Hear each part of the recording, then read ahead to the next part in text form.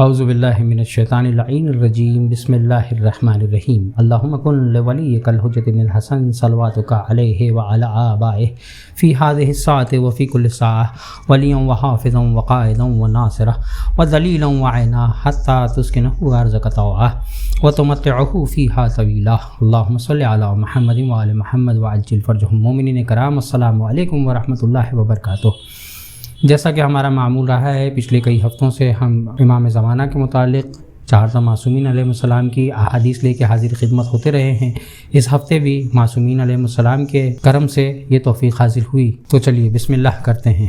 کتاب کمال الدین و تمام النعمہ، جلد دوم، صفحہ نمبر 497، باب 47، دجال کے واقعات اور دوسرے علامات ظہور۔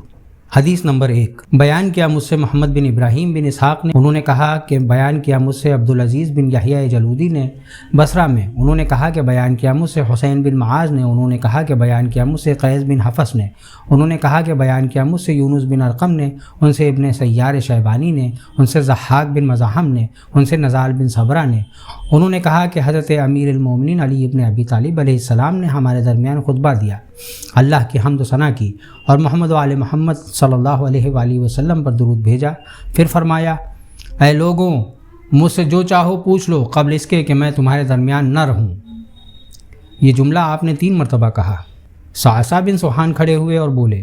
اے امیر المومنین، دجال کب خروج کرے گا؟ آپ نے ان سے کہا، بیٹھ جاؤ، اللہ نے تیرا کلام سنا اور تیرا ارادہ جانا، خدا کی قسم اس کا علم کسی کو نہیں، لیکن اس کی کچھ علامات اور صورتیں ہیں جو ایک کے بعد ایک آنی ہیں، جیسے ایک قدم دوسرے کے بعد پڑتا ہے، کہو تو میں بیان کروں۔ اس نے کہا کہ ہاں اے امیر المومنین۔ آپ نے فرمایا، پس یاد رکھو وہ علامات یہ ہیں، جب لوگ نماز کو فراموش کر دیں گے، امانتیں ضائع ہوں گی، جھوٹ بولنا جائز سمجھا جائے گا، سود کھایا جائے گا، رشوت عام لی جائے گی، بلند عمارتیں تعمیر کی جائیں گی، دین کے عوض دنیا خریدی جائے گی، بے وقوفوں کی حکمرانی ہوگی، عورتوں سے مشورہ لیا جائے گا،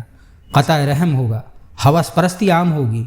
خون ریزی کو معمولی فعل سمجھا جائے گا، بردباری کو کمزوری اور ظلم کو قابل فخر سمجھا جائے گا، بادشاہ و عمرہ فاسق و فاجر ہوں گے، وزراء جھوٹے ہوں گے، عرفا خائن ہوں گے، قرآن کے قاری فاسق ہوں گے، جھوٹی گواہی قابل قبول ہوگی، گناہ کا اعلانیہ ارتکاب ہوگا، بہتان لگانا عام ہوگا، گناہ اور سرکشی عام ہوں گے، قرآن کو حقیر سمجھا جائے گا، مساجد کو آراستہ کیا جائے گا، مینار بلند ہوں گے، شریر لوگوں کی تکریم کی جائے گی، صفیں استحکام کے بجائے دھکم پیل کا نظارہ پیش کریں گی، دل ایک دوسرے سے دور ہوں گے، عہد سکنی کی جائے گی، جس کا وعدہ کیا گیا ہے وہ قریب ہو جائے گا، عورتوں کو حرص دنیا کے غرض سے تجارت میں شریک کیا جائے گا، گانے والوں کی آوازیں بلند ہوں گی اور انہیں سنایا جایا کرے گا، رذیل لوگ قوم کے سردار ہوں گے، گانے والے اور گانے والیوں کو اجرت پر حاصل کیا جائے گا، اس زمانے کے لوگ اگلے زمانے والوں پر لعنت کریں گے، عورتیں گھوڑوں کی سواری کریں گی، عورتیں مردوں کی اور مرد عورتوں کی شباہت اختیار کریں گے، گواہ بغیر اس کے کہ ان سے گواہی طلب کی جائے گواہی دیں گے، اور دوسرے لوگ بغیر حق کو پہچانے اور دین کے علاوہ دوسرے امور میں سوچ بچار کرنے میں گواہی دیں گے، دنیا کو آخرت پر فضیلت دیں گے، بظاہر بھیڑوں کی طرح ہوں گے لیکن اندر سے بھیڑیوں کی طرح ہوں گے، اور ان کے دل مردار سے زیادہ سڑے ہوئے، بدبودار اور ایلوے سے زیادہ کڑوے ہوں گے۔ اس وقت بےتابی کے ساتھ الاجل الاجل کہا جائے گا۔ اس وقت بیت المقدس بہترین رہنے کی جگہ میں سے ہوگا، اور لوگوں پر ایک وقت ایسا آئے گا کہ ہر ایک تمنا کرے گا کہ وہ بیت المقدس میں سکونت اختیار کرے۔ ازبق بن نباتہ کھڑے ہوئے اور عرض کیا، مولا دجال کون ہوگا؟ آپ نے فرمایا، دجال کا نام سعید بن سعید ہے، بس وہ شخص شقی ہے جو اس کی تصدیق کرے گا، اور وہ شخص خشک بخت ہے جو اس کی تکذیب کرے گا۔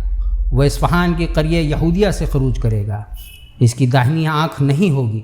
بائیں آنکھ خونی پارچہ کی طرح پیشانی پر ہوگی جو صبح کے ستارے کی طرح چمک رہی ہوگی، اس کے دونوں آنکھوں کے درمیان لکھا ہوگا کافر، جس کو ہر عالم و جاہل شخص پڑھ لے گا، سمندروں میں گھس جائے گا اور اس کے ساتھ ساتھ سورج چلے گا،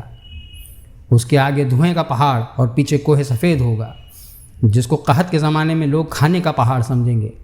جب خروج کرے گا قحط شدید ہوگا، سفید گدھے پر سوار ہوگا، اس گدھے کا ایک قدم 1 میل کے برابر ہوگا، جس چشمے یا کنویں پر پہنچے گا وہ قیامت تک کے لیے خشک ہو جائے گا۔ وہ بلند آواز سے ندا دے گا جس کو مشرق و مغرب کے درمیان موجود تمام جن و انسان اور شیاطین سنیں گے۔ اپنے دوستوں سے کہے گا انا الذی خلق فسوا وقدر فہدی انا ربکم الاعلی،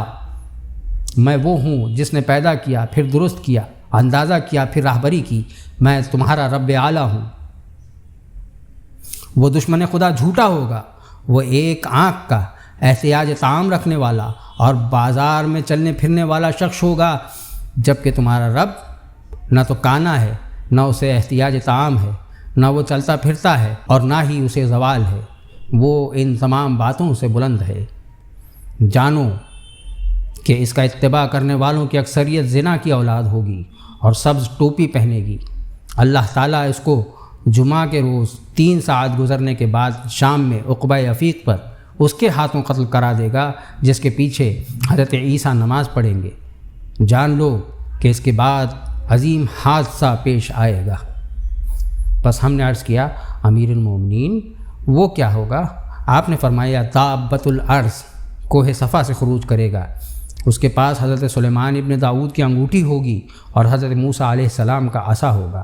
وہ انگوٹھی جب مومن کے چہرے پر لگائی جائے گی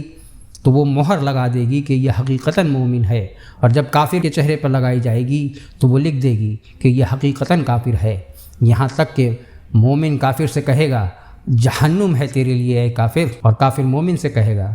توبہ ہے تیرے لیے اے مومن، کاش آج میں بھی تیری طرح فائز و کامران ہوتا۔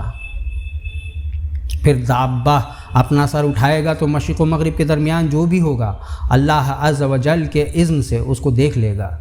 یہ اس وقت ہوگا جب سورج مغرب سے طلوع ہو چکا ہوگا۔ اس وقت توبہ کی مہلت کا وقت ختم ہو جائے گا اور پھر کسی کی توبہ قبول نہیں ہوگی اور نہ کوئی عمل اوپر جائے گا، جیسا کہ ارشاد ہے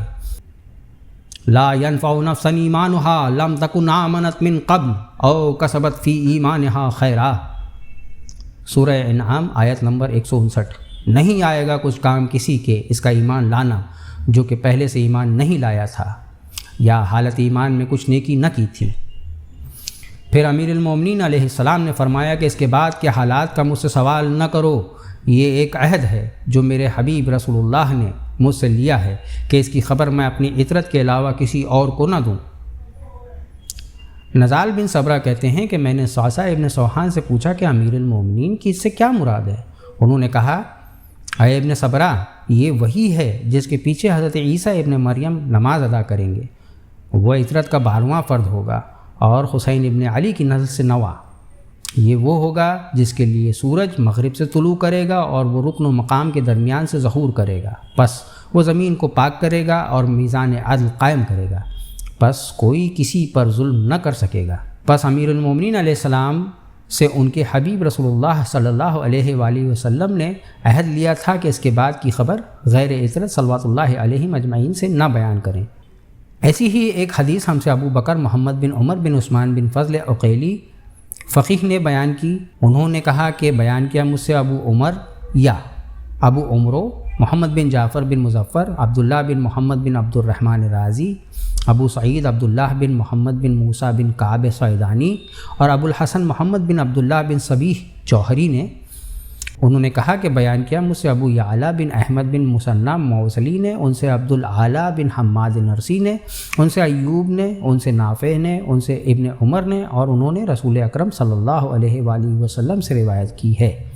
اللہم صلی علی محمد وعلی آلہ وعجل فرجہ واجعلنا من آلہ۔ اللہم صلی علی محمد وعلی آلہ وعجل فرجہ واجعلنا من آلہ۔